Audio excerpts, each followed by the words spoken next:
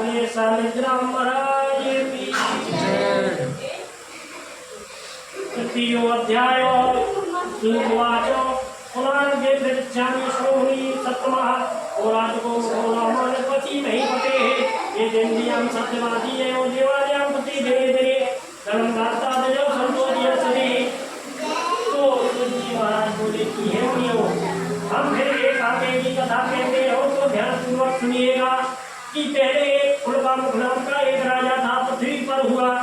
वह राजा जितेंद्रियों तथा सत्य बोलने वाला था। नित्य देव मंदिर में जाकर के अपनी सुंदर बुद्धि के कारण नित्य ब्राह्मणों को दान देकर के संतुष्ट करता था। उसकी स्त्री मोहिनी तथा चांद के समान मुख वाली थी।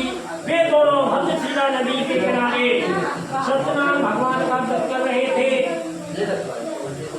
उसी समय में वहाँ एक साधु नाम का बनिया व्यापार के लिए बहुत सा धन लेकर के नाव में आया। बहुत धन भरी हुई नाव से सी नाव को किनारे पर खड़ी करके राजा के पास आया और उनको व्रत देख करके नम्रता से पूछने लगा कि हे साधु, हे राजन, भक्ति पूर्वक आप ये कौन से देवता का पूजन कर रहे हैं? सुनने की इच्छा है।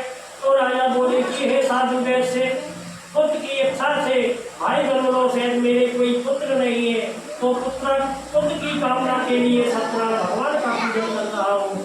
उनका तेज अतुल है। राजा का वचन सुन करके आदर पूर्वक साधु बोला कि यह सब हमसे विस्तार पूर्वक कहिएगा। तो राजा बोले कि मेरे भी कोई संतान नहीं है। साधु बोला, बनिया बोला, इस वृत्त से मेरे भी निश्चय संतान होगी। ऐसा विचार करके व्यापार से लौट करके आनंद पूर्वक घर को आया। अपने उस कथा को सुन करके भगवान की, तो वह कहने लगा तब मुझे संतान होगी। अपनी स्त्री से कहने लगा मैं सत्यनारायण भगवान का व्रत करने के लिए उद्यत हुआ हूँ। तो जब वो मेरे कोई संतान होगी तो मैं तभी भगवान सत्यनारायण भगवान का व्रत सुनूंगा। तो ऐसा मन में विचार करके इस प्रकार से अपनी भार्या लीलावती स्त्री को कह करके चुप हो गया। एक दिन उनकी भार्या लीलावती पति से प्रसन्नचित होकर के धर्मपरायण होकर के गर्भवती हो गई है उसकी स्त्री। तो 10वें महीना उसके कन्या का जन्म हुआ। कन्या का शुक्ल पक्ष के चंद्रमा के समान बढ़ने लगी वह कन्या। उसका नाम कलावती रख दिया गया उस कन्या का। तब एक दिन लीलावती अपने पति से मधुर वचनों से बोली कि मेरे किए हुए का व्रत संकल्प पूरा करो। क्यों नहीं करते? आपके लड़की हो गई है। आपने कहा था मुझे कोई पुत्र या पुत्री होगी तो मैं भगवान का व्रत करूंगा। तो वह साधु बनिया बोला कि इस कन्या की 12वीं छठी में मेरा बहुत सा धन खर्च हो गया है। मैं अभी सत्यनारायण भगवान का पूजन नहीं करूंगा। मैं तो इसके विवाह के समय में भगवान का व्रत करूंगा। क्योंकि कहा कि ये भगवान लोभी होते हैं, बहुत वैश्य बहुत लोभी होते हैं। तो उन्होंने व्रत करना भुला दिया।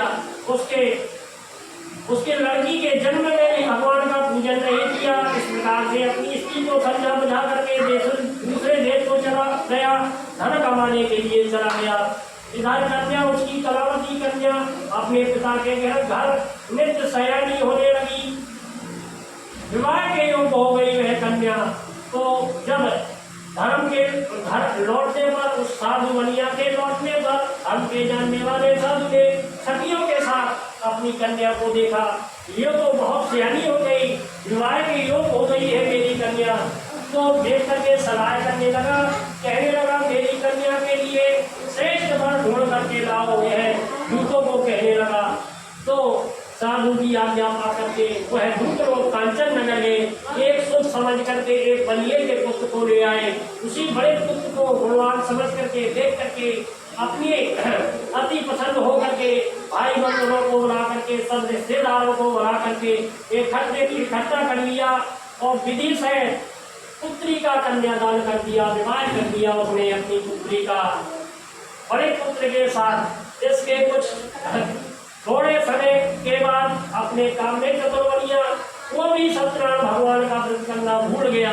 विवाह के समय भी भगवान का व्रत नहीं किया।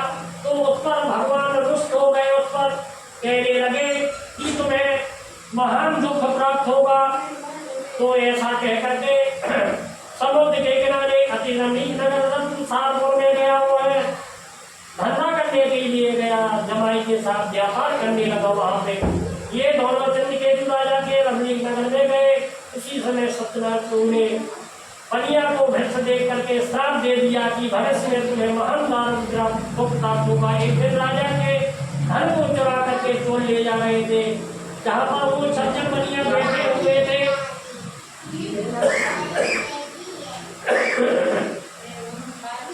तो वहाँ राजा का धन चोरी हुआ, चोर चुरा के ले जा रहे थे। दूत उनके पीछे पीछे भागते हुए चोरों को भागते भागते पीछे पीछे आ रहे थे। तो वहाँ सज्जन बनिया बैठे हुए थे, तो उन्होंने सोचा कि हमारा धन पकड़ा जाएगा। तो वहाँ सज्जन बनिया बैठे हुए थे, वहीं पर धन रख देते हैं चोर, और चोर भाग जाते हैं।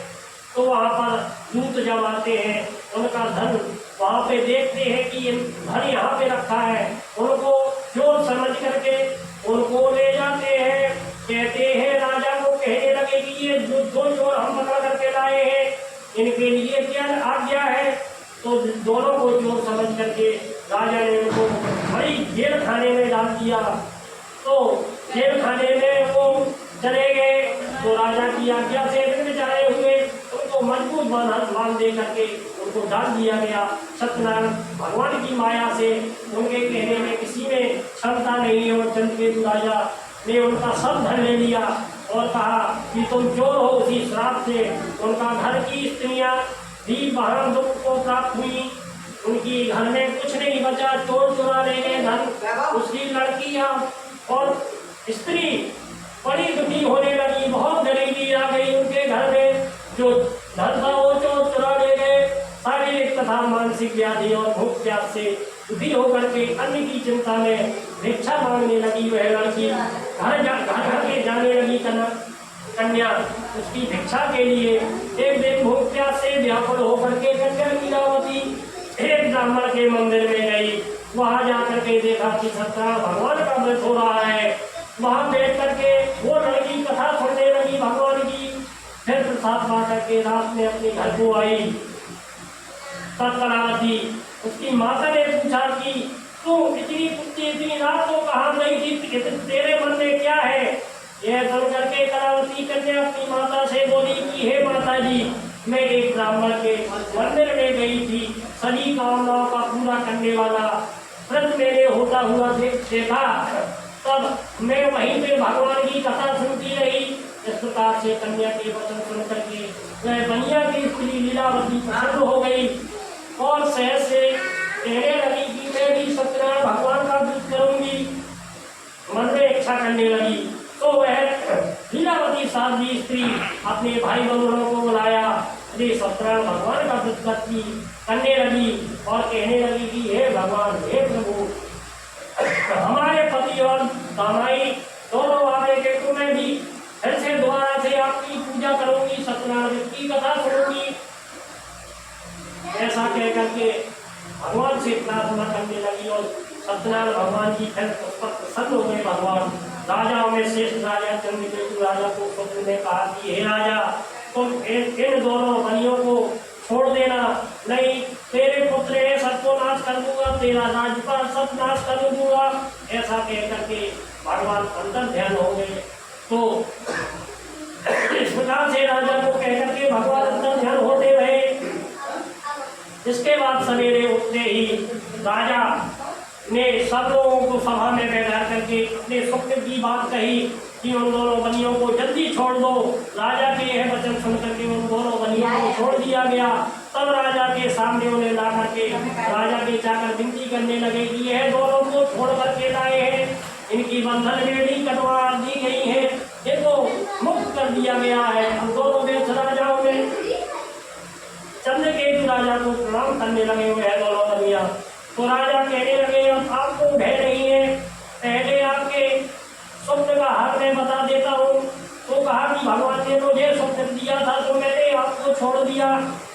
तो बनिया बहुत प्रसन्न हुआ और बोले कि आपने भला किया हमारे साथ। इसके बाद राजा ने उनकी बेड़ी करवा दी, बंधन करवा दिए, छोड़ कर करवा दिए, बाल बनवा दिए। और कपड़े गहने पहना करके उन्हें संतुष्ट कर दिया गया, मुक्त कर दिया गया, अति प्रसन्न कर दिया गया। गौरव को पहले का लिया हुआ धन राजा ने उनको दूना दे दिया। फिर राजा बोले कि हे साधु बनिया, अब तुम अपने घर को जाओ। राजा को प्रणाम करके वैसे बोले कि आपकी कृपा से अब घर में जाएंगे हम। ऐसा कह करके वैसे अपने घर को चल दिया। इति श्री स्कंधे पुराणे देवाखंडे सत्यनारायण कथायाम तृतीयो अध्यायो।